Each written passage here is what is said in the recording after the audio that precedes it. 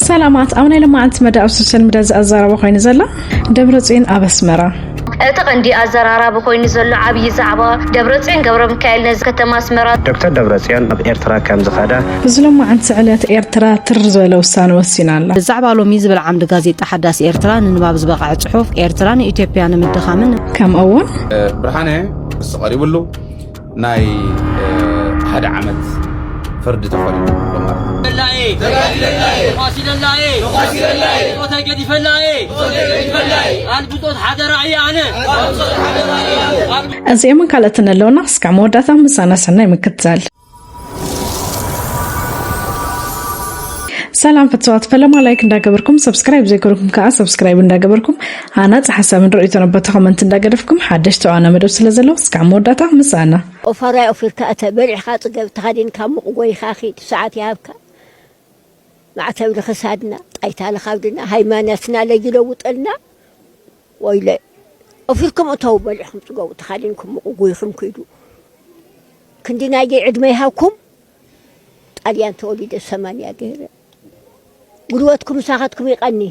ماني ناجو قلوتنا قلوتكم منيقو قلوتكم منيقو قلوتكم منيقو ناخدنا فلما فيديو إيرترا بملأختي غازيتا حدث إيرترا ناو إثيوبيا زغنا ملأختا محلالي فلا سكنكاتاتل إيرترا بإثيوبيا زغنا ملأختي أم محلاليفا أبتي أب الزعبة لو ميز بالعمد غازيتا حدث إيرترا نباب زبقة صحف إيرترا إثيوبيا مدخامن معناون بودي تاوين حيلتا استفترت هاجرز بالمجلسين ورا من حصر وديت كتب الجليساتون غازيتا حدث إيرترا أبقرنا أفريقيا زرزلو بوليتيكو مسحبات سلطاوي مكياراتن تاريخن حقن مسارح بروباغندا ناي مغبار حدغنيا زمبالي يرئلو دحن مبال كابتم ابز دحروا ايوان بوغن سلف بلصغنان وكلتم بسفيحو كزرغو صنحو غوغيات رخاتات اتي زعبي إيرتران إثيوبيان مدخامن معناون بوديتات حيلتا استفترت هاجر زبل سنه حساباو فتره حصور غنكا حدغنيا مناقصن ترخا نتاريخان حقاون منت إيرترا حزبان زخحد نوران بروباغندا يكتبل غليصاتو እታ ጋዜጣ ወስኻ ዛ ዓይነት ናይ ታሪኽ ጥምዘዛን ፕሮፓጋንዳዊ ቅጥፈትን ነቲ ኣብዚ ዞባ ዘሎ ሓቀኛ ታሪኻዊ ምዕባላታትን መሰረት ሓቅታትን ዝኽሕድ ብምዃኑ በሰነዳትን ብቑዓት ሕጋውያን ጭብጥታትን ክምርመር ከሎ ፈጺሙ ፍሽር ምዃኑ ይረጋገጽ ክትብል ኣርድያ ጋዜጣ ሓዳስ ኤርትራ ኣብቲ ፍሽለት ተረኸ ስልታ ወዲት ሓቅታት ለላውነት ኤርትራ ብዝበላ ርእሲ ንንባብ ዘብቃዓቶ ጽሑፍ ታሪኽን ሕግን ከም ዝምስክሮ ህልውና ኤርትራ ብስምምዕ ወይ ብደገፍ ሓይልታት ዘይኮነስ ህዝቢ ኤርትራ ብሰንኪ ጂኦፖለቲካዊ ረብሓታት ዓበይቲ ሃገራት ዝተሓረመ መሰል ናጽነት ንምምላስ በዘካየዶ መሪር ቃልሲ ዝተረጋገጸ ታሪኻዊ ሓቂ ኢላ ጋዜጣ ሓዳስ ኤርትራ ቀጺላ ኣዝውዲ ዝብል ትረኻ በቐንዱ ከም ናይ ፖለቲካዊ ቅልውላው መተንፈሲ ኮይኑ ዘገልግል ዝተመሃዘ ስነኣምራዊ ፀወታ ይድሕር መባል መራሕቲ ብልጽግና ነቲ ኣብ ውሽጢ ሃገሮም ዘሎ ዓሌታዊ ውጥረት ቁጠባዊ ውድቀትን ስነት ምርጋን ንምሽፋን ወትሩ ደጋዊ መስመስ ከናድዩ ከም ዝረኣዩ ብምጥቃስ ንኤርትራ ከም ናይ ውዲት ፍርያት ጌርካ መቕራብካ ነቲ ኣብ መንጎ ክልቲኦም ህዝብታት ዘሎ ናይ ነዊሕ ዓመታት ሰላማዊ ዝምድናታት ንምብካል ዝዓለመ እኳ እንተኾነ ታሪኻዊ ሰነዳት ግን ፍጹም ተጻራሪ ሓቂ እዮም ዘርኢ ክትብል ገሊጻ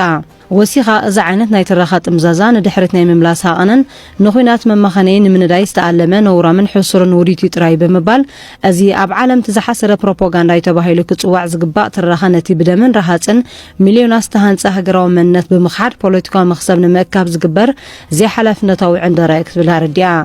እታ ጋዜጣ ድሕሪ ዝተፈላለዩ ታሪኻዊ ምዕባለታት ምጥቃስ እቲ ኢትዮጵያን ምድኻም ዝግበር ውዲ ዝብል ፕሮፓጋንዳ ምስቲ ኣባይታ ዘሎ ቁጠባዊ ቁጽርታት ፈጺሙ ዘይተኣሳሰሩ ድሕር ምባል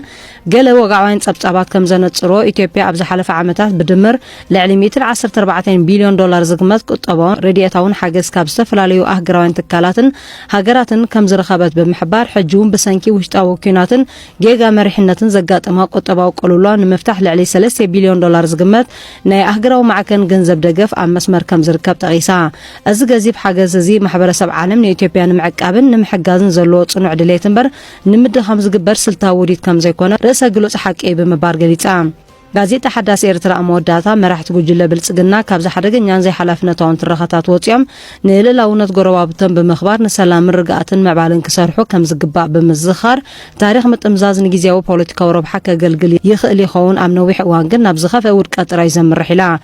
ቀፂላ ለላውነት ኤርትራ ንኢትዮጵያ ስጋት ዘይኮነ ንሰላም ቀርና ኣፍሪቃ ዓብይ ዓንዲ ሕቆ ምዃኑ ተረዲእካ መስራሕ ጥራዩ ናብ ሓበራዊ ዕቤት ዝመርሕ ድሕር ምባል እዚ ሕሱር ፕሮፓጋንዳ እዚ ኣብ ቅድሚ ሓቀኛን ታሪኽን ሕግን ፈጺሙ ክቆም ከም ዘይክእል ግን ኩሉ ክግንዘቦ ዝግባእ ሓቂ ብምባል ጽሑፍ ኣደምዲማ ግብፂ ተሪር መጠንቀቕታ ናይ ኢትዮጵያ ሰዲዳ ግብፂ ኣብ ዘውፃቶ ጋዜጣዊ መግለፂ ዲጋ ኣባይ ዓለም ለኻዊ ሕጊ ዝጠሓሰ ድሕሪ ምባል ንህልውና ኣብ ሓደጋ ስለ ዘእተው ኩሉ ዝካል ስጉምቲ ክወስድ ኢላ ግብፂ ኣብቲ ትማሊ ዘውፃቶ መግለፂ ኢትዮጵያ ካብ ክልቲኣዊ ስምምዓት ወፃእ ብምኻድ ዓለም ለኻዊ ሕጊ ጥሒሳ ንህልውና ኣብ ሓደጋ ዘእቱ ስጉምቲ ትወስድ ከም ዘላ ብምሕባርያ ስጉምቲ ክትወስድ ምዃና ትገልጽ ዘላ ግብፂ ነዚ መልእኽቲ ዘመሓላለፈትሉ ኩነታት ማይ ግብፂ ንፖለቲካዊ ወጥሪ ቀርኒ ኣፍሪቃ ዓብላሊ መልክዓት ሒዙ ኣብ ዘለውሉ ግዜ እዩ ምስቲ ኩነታት ቅርበት ዘለዎም ወገናት ኣብ ዝሃብዎ ሓበሬታ ግብፂ ወተሃደራዊ ኣሰራት ኣብ ቀርኒ ኣፍሪቃ ኣብ ትዕልበሉ ዘላ ግዜ ብምዃኑ እዚ ናይ ትማሊ መግለፂ ኣብ ውሽጢ 15 ዓመት ትርር ዝበለ ክትብል ኣረዲኦም ግብፂ ሓንቲ ካብተን ዝደረቓ ሃገራት ዓለምና ኮይና እቲ ምንጭ ኤሌክትሪክ ንምውሓዝ ንፈለግኒ ለዓጊቱ ዝተሰርሐ ዲጋ ኣባይ ንማያዊ ብፅሒት ከም ዝቕንሶ ብምሕባር ኣብቲ ማይ ተመርኪሶም ሕርሻዊ ንጥፈታቶም ንዘሰላሰሉ ብሚልዮን ዝቑፀሩ ናይ ስራሕ ዕድላት ብምዕፃው ሚዛን መግቢ ይመዛበል ከም ዘሎ ብተደጋጋሚ ክትገልጽ እያ ትስማዕ ዲጋ ኣባይ ኣብ ዝሓለፈ ዓመት ንህንፃዊ ስራሓት ዓያይ ከም ዛዘመት እኳ እንተገለጸት ዛጊት ግን ዋሕዚ ማይ ዝኾነ ጽላ ከም ዘምፅያ ትሕብር ሓደ መዓልቲ ዋሕዚ ማይ ብዝተፈላለየ ምኽንያት ክዕፀ ይኽእል እዩ ዝብል ስጋት ዘለዋ ግብፂ 110 ሚልዮን ዝበፅሕ ህዝባ ኣብ ሓደጋ ከያቱ ካብ ዘለዋ ስጋት ህልውና ኣብ ሓደጋ ንዘይመታው ኩሉ ዝከኣላ ስጉምቲ ክትወስድ ምዃና ኣብቲ ዝሃበቶ ሓበሬታ ኣርድያ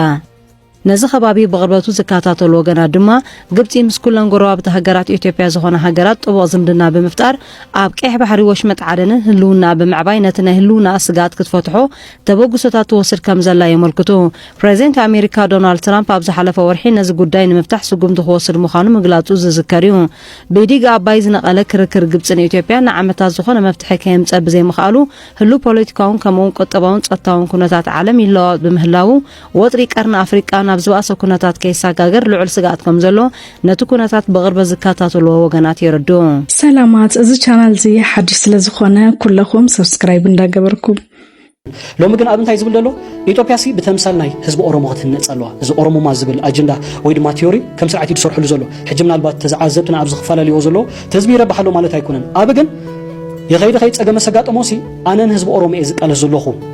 ስለዚ ንዓይ ክድግፈኒ ይዝብል ማለት እዩ ስለዚ ካብቲ ናይ ኢፒአርዲኤፍ ዝኸፍአ ናይ ህንፀት ህዝቢ ፈለው ገብራሉ ስለዚ ነዚ ኣልዒሎሞ ዘሎ ኣጀንዳ ሲ ዝቃርን ማለት እዩ ብላዕሊ ስጡም ህንፀት ህዝቢ ለና ብል ብታሕቲ ግን ኣብ እንታይ ዝገብር ዘሎ ነቲ ኣብ ብሄራት ዝተመስረተ ፌደሬሽን ብዓንዲ ርእሱ ጌጋ ዝነበረ መሊሱ ሓውዶ ፍቀሉሎ ካብ ብዙሓት ብሄራት ናብ ሓደ ብሄር ዝዓብለሎ ኢትዮጵያስ ብመልክዕ ኦሮሞ ኢሉ ይሓስባሉ ማለት እዩ እቲ ካልኣይ ሞዴል ክኸውን ከዓ ሶሻል ካፒታል ቃ ዝበሃላሉ ሶሻል ካፒታል ዝበሃል ሞዴል ቃሉ ኣብ ሓደ ሃገር ህንፀት ህዝቢ ወይ ድማ መንግስቲ ክዕወት እንተደኣ ኮይኑ ሲ ኣሞንጎ ዜጋታት ኣሞንጎ ዝተፈላለዩ ድሕረ ባይታታት ዘለዎም ኣህዛብ እምነት ክሕድር ኣለዎ ኣብ ኢትዮጵያ ከምኡ ሎ ድዩ ምናልባት ኣሞንጎ ህዝቢ ትግራይን ኣሞንጎ ህዝቢ ኣምሓራን እቲ ህዝቢ ኩሉ ግዜ ሕደ እቲ ኤሊት ነቲ ህዝቢ ዝመርሖ ግን ኣምሓራ ንኦሮሞ እንታይ ይብልዎም ኦሮሞ እንታይ ይብልዎም በልዑኻ መፁኻ ስለ ዝብልዎም ከምዚ ዓይነት ሲጣራታት ከዓ ኣብ ከፍሩስ እንዳበለ ካብቲ ቀዳማይ ሜሉ እዩ ግን ንኦሮሞ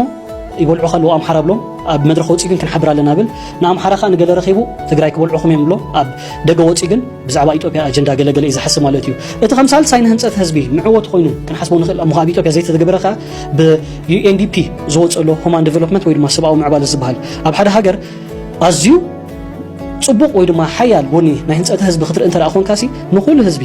ብድሕረ ባይቶ ብዘይገድስ ኣብ ትምህርቲ ኣብ ጥዕና ከምኡ ድማ ኣብ መሰረታዊ ኣገልግሎት ማዕረ ተሳታፍነት ክትቦለካ እዩ ዝብል ብሓፈሻ ኣብ ኢትዮጵያ ተሪእናዮ ወይ ድማ ምስ ምምፃእ ኣብ ተሪእናዮ ግን ከምኡ ገብራሎ ድዩ ዝርግሐ ናይ ማሕበራዊ ኣገልግሎት ከም ትምህርቲ ከም ናይ ጥዕና ከምኡውን ከም ናይ ትራንስፖርት እኹል ድዩ ወይ ድማ ኩሉ ኣብ ኢትዮጵያ ዘሎ ዜጋ በዚ ናይ ብልፅግና ፓርቲ በዚ ናይ ኣብ ኣሕመድ ተጠቃሚ ድተልና ብጣዕሚ ዘስሕቕ እዩ ኣብስ ነዚ ብምሉኡ ነፊጉ ኣብታ ካፒታል ሲቲ ኮሪደር ልምዓት ወይ ድማ ናይ ኮሪደር ፕሮጀክት ፓርክ ሃነፅኩ ገለገለ እዩ ዝብል ዘሎ ሞ ምናልባት እቲ ኣብይ ሓሲቦ ዘሎ መሸፈን ኢሉ ዝሓሰቦ በዚ ሃገራዊ ምክክር ኮሚሽን ህንፀት ህዝቢ ከነማዕቢልና ዝብሎ ዘሎ ቀዳማይ ኣፍረስ እዩ ኣብ ኣሕመድ እዩ كمان از قتل فيديو خنكر كلنا منقص تجري زجلة مخكر كم استقام وزجلة صبصبل للناس كان كاتاتل መንግስት ትግራይ ነቲ ብስርዓት ብልጽግና ዝሳሰ ዘሎ መድረኽ ምክክር ተቃይምዎም ኣብ ኮሚሽን ምክክር ብሽም ትግርኛ ተዛራቢ ዝሳተፍ ኣባል ወይ ደጋፊ ብልጽግና እንተኾይኑ እምበር ብውክልና ህዝብን መንግስትን ትግራይ ዝሳተፍ ዝኾነ ኣካል ከም ዘየለ ክፍለጥ ይግባእ ክብል ኣፍሊጡ ብኻልእ ዜና ቀዳማይ ሚኒስትር ኣብይ ምስ ነበር ፕሬዝደንት ኦሉሴጉን ኦባሳንጆ ተራኺቦም ብዛዕባ እቲ ምክክር ከም ዘተ ይፍሊጦም ትግራይ ካብ መፈለምቱ ኣብ ዝተገለለትሉን ተቐባልነት ዘይብሉ መድረኽ ምክክር ኣይትሳተፍን ክብል ቢሮ ጉዳያት ኮሙኒኬሽን ትግራይ ዕላው ገይሮሎም ስርዓት ጆኖሳይደር አብይ አሕመድ በተግባር ህዝብ ትግራይ ከየጸነተ ከየሰኮነን ከየበታተነን ዝፋኑን ስልጣኑን ከም ዘየጽና አሚኑ ኩሉ ዓይነት በደላት ይፍጽም ከም ዘሎ ዝገለጸት ቢሮም ስምምዕ ሰላም ፕሪቶሪያ ካብ ምትግባርና በካልእ ዙር እጽዋን ክባን ናይ ድሮን መጥቃዕታትን መጻል ጆኖሳይድ ዝኣተወሉ ኩነታት ተፈጢሮሎ ይብል ህዝብ ትግራይ ኣብ ዝኾነ ዓይነት ትካላት ዝሃገር ከይውከል ብምግባር ዝኾነ ዓይነት ተሳትፎን ኣስተዋጽኦን ከይህልዎ ገይርዎ እዩ በጠቕላሊ መስካሕክሒ በደላትን ግፍዕታትን ብምፍጻም ህዝብ ትግራይ ተዳኺሙ ክስኮንን ክበታተንን ለይትን ቀትርን ብዘይ ዕረፍቲ ይሰርሕ ኣሎ ብምባል ስርዓት ጆኖሳይደር ውልቀ መላኺ አብይ አሕመድ ኣብ ልዕሊ ህዝቢ ትግራይ እዚ ኩሉ ዓይነት በደልን ግፍዕን ናብጽሕም ኣብ ዘለሉ እዋን ንመጣዓሚ ፕሮፓጋንዱ ብስመ ኮሚሽን ምክክር ዝተዳለወ ናይ ይምሰል መድረኽ ምክክር ካብ 8 ሓምለ 2018 ጀሚሩ ከም ዝሳለጥ ብዝተፈላለየ ማዕኸናት ሚድያ ኣቢሉ ይገልጽ ኣሎ ይብል ስለዝኾነ እውን ኣብዚ ናይ ይምሰል መድረኽ እዚ ብስም ትግርኛ ተዛራቢ ዝሳተፍ ኣባል ወይ ደጋፊ ብልጽግና እንተዘይኮይኑ እምበር ብውክልና ህዝብን መንግስትን ትግራይ ዝሳተፍ ዝኾነ ኣካል ከም ዘየለ ክፍለጥ ይግባእ ክብል ኣፍሊጡ ቀዳማይ ሚኒስትር አብይ አሕመድ ንጉሳዊ ስልጣኖም ንምንዋሕ ሚልዮናት ወዲቦም ን4 ዓመታት ታሕተ ከብልዎ ጸንሑ ኮሚሽን ምክክር ሕዚ ድልየታት ስርዓት ብልጽግና ንምግሃድ ኣብ ጫፍ በፂሕ ኣለኹ ኢሎም ንካድረታትን ደገፍትን ብልጽግና እናኣከበ 4 ዓመታት ሙሉእ መኺረ ኢሉ 8 ኣጀንዳታት ሒዙ ዝተረፈ ካብ ዝተፈላለዩ ፖለቲካዊ ውድባትን ክፋል ማሕበረሰብን ተቃውሞታት ክወጽኦ ዝጸንሐ ኮሚሽን ጽባሕ 8 ሓምለ ሃገራዊ ጉባኤ ንምክያድ ይሸባሸበሎም ኣብቲ ትግራይ ሙሉእ ብሙሉእ ዘይተሳተፈትሉ መድረኽ ንስርዓት ብልጽግና ሓርዮም ዝተጸጉዑ ተጋሩ ብምእካብ ትግራይ ተሳቲፋ ንምባል ዝተፈሓሰ ውዲ ዝተገንዘበ መንግስቲ ትግራይ ብሽም ትግርኛ ተዛራቢ ዝሳተፍ ኣባል ወይ ደጋፊ ብልጽግና እንተዘይኮይኑ እምበር ብውክልና ህዝብን መንግስትን ትግራይ ዝሳተፍ ዝኾነ ኣካል ከም ዘየለ ክፍለጥ ይግባእ ኢሎም እዚ ከምዚ ኢሉ እንከሎ ብጉልባ ምክክር ፕረዚደንታዊ ስልጣኖም ንምድልዳል ኣብ ሃንቀውታት ዝርከቡ አብይ አሕመድ ምስ ኦሉሴጉን ኦባሳንጆ ከም ዝተራኸቡ ዕላው ገይሮም እዮም ሎሚ ኣብ ድሮ ታሪኻዊ ሃገራዊ ምክክርና ዓብይ ዓርኪ ኢትዮጵያ ክቡር ኦሉሴጉን ኦባሳንጆ ኣብ ቤት ጽሕፈተይ ተቐቢለ ዝበሉ አብይ አሕመድ ኣብ ዝመጽእ ዘሎ ሃገራዊ ምክክር ክንዛረብን ካብ ዝሓለፉ ንጥፈታት ክንመሃርን ክኢልና ብፍላይ ድማ ንመስርሕ ሰላም ባያፍራ ኣብ ምምራሕ ዝነበሮም ተመክሮ ኣካፊሎም ብምባል ነቶም ንህዝቢ ዳያፍራ ከም ህዝቢ ዘጥፉ ኦባሳንጆ ኣመስጊኖምዎም ኣብ 1960ታት ንህዝቢ ዳያፍራ ብዕጽዋን ክባን ንኽጠፍእ ዝገበሩ ነበር ፕረዚደንት ናይጀርያ ኦሉሴጉን ኦባሳንጆ አብይ አሕመድ ንህዝቢ ትግራይ ከመይ ከጥፍእዎ ከም ዘለዎም ድዮም ተመክሮ ኣካፊሎምዎም ዝብል ስላቕ ካብ ገለ ኣካላት ይለዓሉ ዘለው ርእይቶታት እዮም እሞ ናብ ዝቕጽል ቪድዮ ክንከድ ከለና ዶክተር ደብረጽዮን ናብ ኣስመራ ከም ዝኣተወ ዝገልጽ ሓደ ጸብጸብ ኣለና እቲ ሓቃውነቱ እስከነከታተል ናይ ክልል ትግራይ ፕሬዝዳንትን ኣቦ ወንበር ሕወሓትን ኮይኑ የገልግል ዘሎ ዶክተር ደብረጽዮን ምስ ማሲንጋ ከም ዘይተራኸበ ዝሕብሩ ምንጭታት እቲ ኣምባሳደር ኣብ ክንዲ ምስ ዶክተር ደብረጽዮን ምስ ምክትል ኣቦ ወንበር ሕወሓት ዶክተር ኣማኑኤል ኣሰፋ ከም ዝተራኸበ ተገሊጹ ኣሎ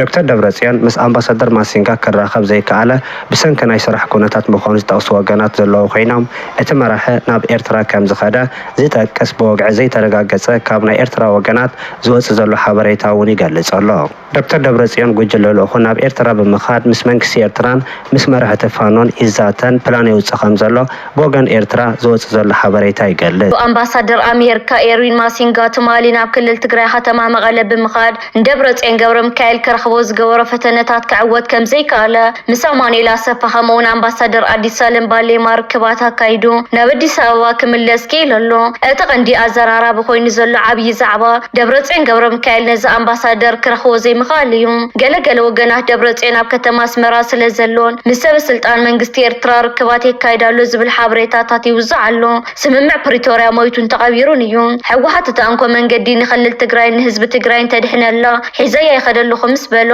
ዓሻ መራሒ ናይቲ ሃገር ኣብ ትሕቲ ዝኾነ ይኹን ኩነታት ርክባትን ዘረባትን ከም ዘየካይድ ሓደ ካብቲ ቅዋም መርገፂታት እዩ ሰላማት እዚ ቻናል እዚ ሓድሽ ስለ ዝኾነ ኩለኹም ሰብስክራይብ እንዳገበርኩም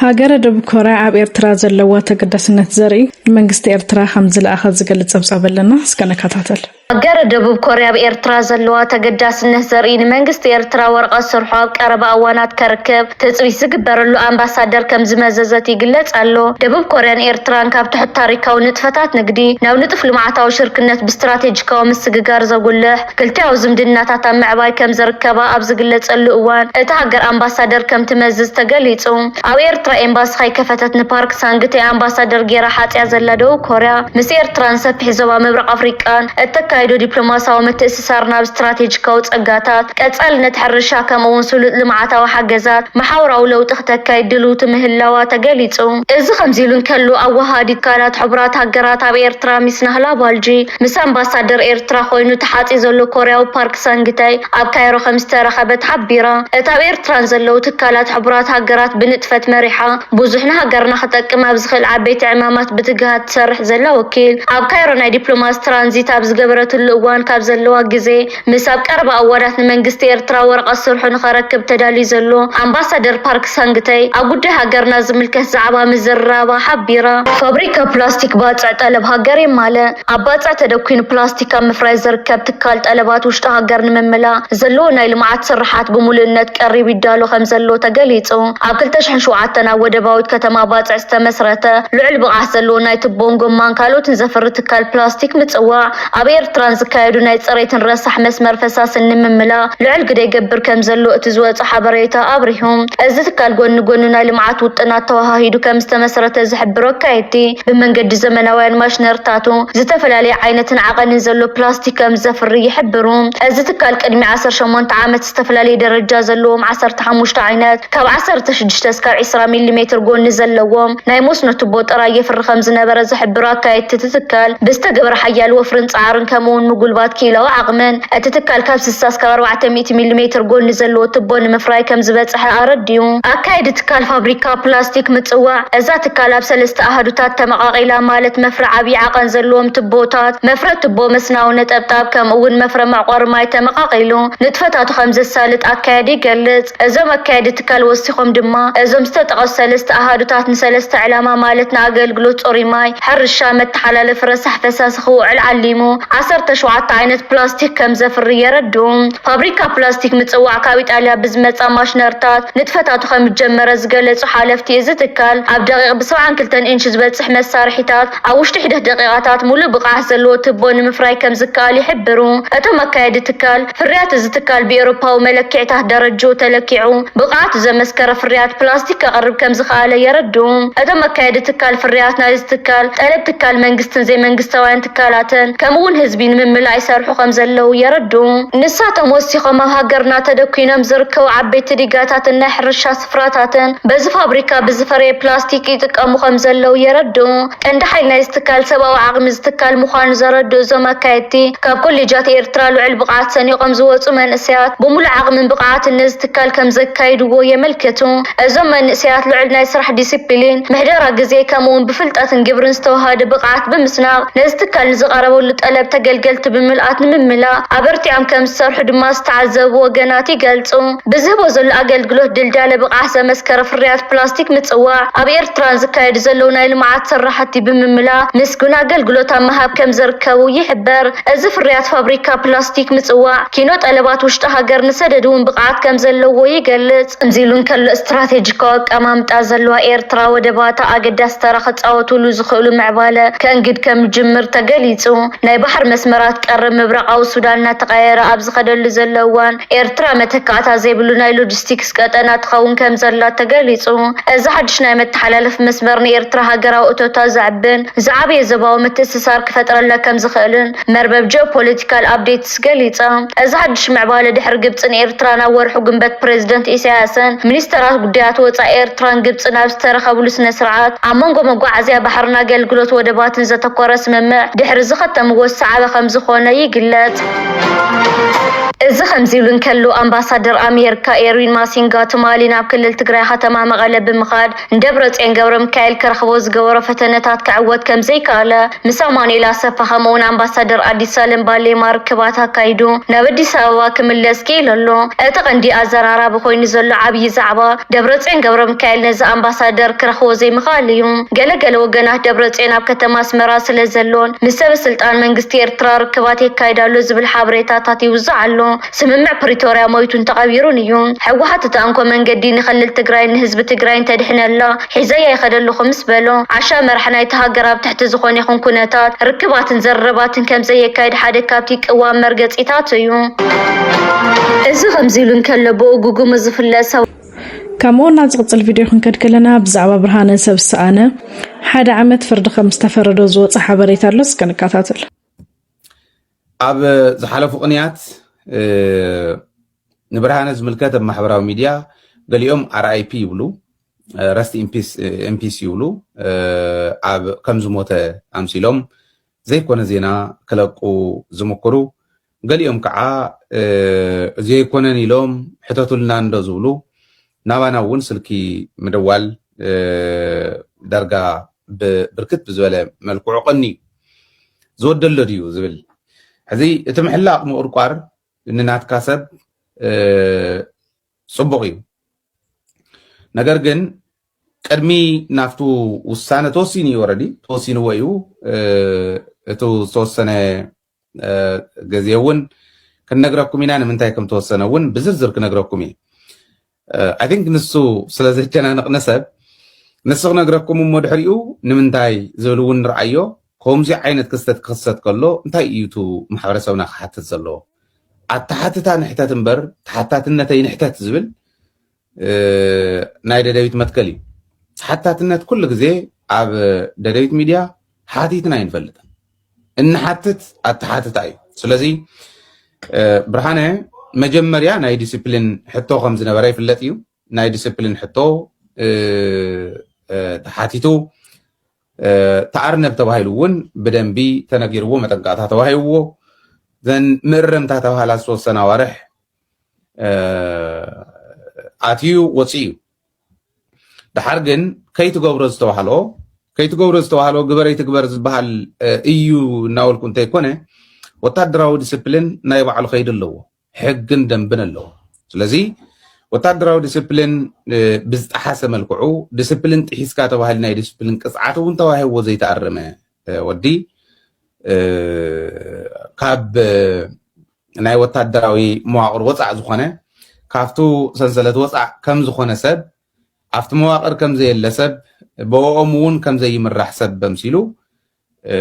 ገበናት ሰሪሑ እዩ ዝብል እዮም እቲ ክሲ ኣቕሪቦምሉ ነይሮም እዚዩ ገበን እዩ ካብ ናይ ዲስፕሊን ጥሕሰት ናብ ናይ ገበን ጥሕሰት ይኸይዱ እዚአን ተባሂለን ተዘርዚረን እየን ኣብዚዩ ያው ትኽሲ እንታይ እዩ ነይሩ ዝብል ናይ ምዝርዛር ሓላፍነት እውን የብልናን እቲ ፈቃድ እውን እስካዕ ዘይሓተትናን ዘይተዋህበናን ዘርዚርና እዚዩን ኢልና ክንዝርዝር ንሕና እውን ኣይኮነን ሓላፍነት ነገር ግን ከምቱ ዝብለኩም ዘለኹ እቲ ናይ ዲስፕሊን ክእርሞ ዘይከኣለ ናብ ገበን እውን ተሰጋጊሩ እዩ ዝብል ክሲ ቀሪቡሉ ናይ 1 ዓመት ፍርዲ ተፈሪዱሉ ማለት እዩ ናይ ወታደራዊ ፍርዲ ቤት ቀሪቡ ዝምልከቶም ኣካላት ክዓቱ ዝኽእል ኣባል ሰራዊት እውን ኣትዮም ዝከታተለሉ ኣብ ቅሉዕ መጋባእያ ተፈሪድዎ እዩ ስለዚ ብርሃነ ን1 ዓመት ተፈሪድዎ ብወታደራዊ ቤት ፍርዲ ን1 ዓመት ተፈሪድዎ ፍርዱ ዝገብር ዘሎ ዝዋፃእ ዘሎ ዳ እምበር እቶም ኣብ ማሕበራዊ ሚድያ ዘይኮነ ነገር ዝልጥፉ ዘለው ኣግባብ ዘይብሉን ሓሶትን እዮም ዝልጥፍዎ ዘለው ክብል ደልየ እቲ ሓደ ካብኡ ናብቲ ፍርዲ ንምፃእ እንታይ እዮም ኢሎም ገሊኦም እውን ኣይ ተፈሪድዎ እዩ ትኽክል እዩ ግን ክንደይ ከም ተፈረደ እውን ኣይንፈልጥን ሰብ እውን ኣትዩ ክሪኦ ይኽእልን ይብሉ እዚኣ እውን ጌጋ እያ ኣሞይቱ ትብል እውን ጌጋ እያ ኣጥፊኦሞ ትብል እውን ጌጋ እያ ማንም ሰብ መፅዩ ክርኢ ዝደሊ ኣፍታ ወታደራዊ ቤት ህንፀት ከይዱ ክርኢ ዝደሊ ማንም ሰብ ተኸልኪሉ ኣይፈልጥን ኢሎምና እዮም ዝምልከቶም ኣካላት ናይቲ ግንባር ኣዛሪበ እየ ኢንክሉዲንግ ናይ ፖለቲካ ህንፀት ሓላፊ ናይቲ ግንባር ኣዛሪበ እየ ናይ ሚድያን ኮሙኒኬሽንን ሓለፍቲ እውን ኣዛሪበ እየ ስለዚ ማንም መፅዩ ሓፍቱ ትመፅእያ ኢሎም ማንዶም ትመፅእያ ብዙሕ ንሱ ምስ ባህሪኡ ፀገም እንተዘይኮይኑ ኣነ ብባዕለይ ብዝርድአኒ ሓፍቱ ትኸድያ ካልኦት እውን ከይዶም ንሱም ብለይ እንተዘይሉ ኣይትሪእዎን ተባሂሎም ዝተኸልከሉሉ ግዜ የለን ስለዚ ዝደለየ ሰብ ከይዱ ክሪኦ ኣብ ዝኽእለሉ ወታደራዊ ፍርዲ ተፈሪዱሉ ፍርዱ ዝፍፅም ዘሎ ሰብ እዩ ማለት እዩ ይኽልከል እዩ ዝበሃል እውን ጌጋ ይኽብል ደልየ ወዲ ተፈሪድዎ እዩ ዘሎ ይኽልከል እዩ ዝበሃል እውን ጌጋ እዩ እዚ ሕዚ ንምንታይዩ እዚ እንዳተባሃለ ጸኒሑ ደኣ ዝብል ኣካል ናይቱ ጸለመ ኣብ ልዕሊ ሰራዊትና ዝኸይድ ዘሎ እዩ ኢለ ዝወስዳ كم كونن كمود حمرة كمود معراب قال لي لا جبنيا عدي ملسني حلفي أتفلتوان حلفي أجبركم ولان عدي ملسني يبوي تيغه نبوي عدي ملسوا عدي ملسوا أو حفتي عدي ملسوا نعي عدي ملسني تقالي لله تقاسي لله صوتي قد فلاي البطوط حدا رعيانه البطوط حدا رعيانه سلي تسوعه تقراي زيناتي تقبروا تريفي عدي كريا صلى بطوتي تريفي عدي كريا صلى بطوتي عدي ملسني نبوي عدي ملسوا ندي عدي ملسوا نحفتي عدي ملسوا لك معراب عدي ملسوا لك يروب عدي ملسوا مخنا مع عدي ملسوا لك اقل عدي ملسوا لك رهي عدي ملسوا هذه عبي صراح يولكم من زعبي النمبر زعبي صراحة عازكم من Unpopular opinion. The youth in Eritrea love Baba ASU.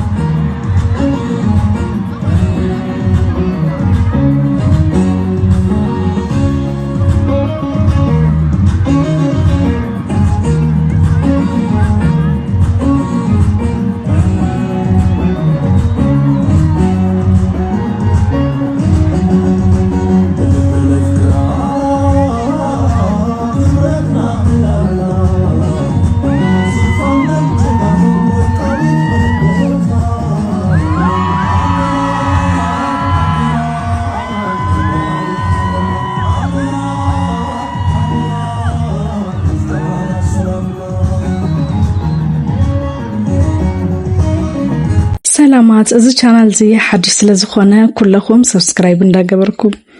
ናይ ሎማዓት መደብ ዘይ መስል ነይረ ፈትኩም ትኾኒ ለተስፋ ይገብር ባይ